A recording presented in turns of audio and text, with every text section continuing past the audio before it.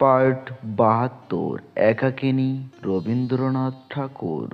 একাকিনী বসে থাকি আপনারে সাজায়ে যতনী, বসনী ভূষণী যৌবনেরে করে মূল্যবান, নিজেরে করিবে দান, যার হাতে সে অজানা তরুণের সাথে, এই যেন দূর হতে তার কথা বলা, এই প্রসাধন কলা, নয়নে এই কজ্জ্বল রেখা, উজ্জ্বল বসন্তী রঙা, অঞ্চলের এই বায়মিক রেখা মণ্ডিত করেছে দেহ, প্রিয় সহবাসনে দক্ষিণ পবনে অস্পষ্ট উত্তর আসে, শিরীষের কম্পিত ছায়ায় এই মতো দিন যায়, ফাগুনের গন্ধে ভরা দিন, ছায়াচিক দিগন্তে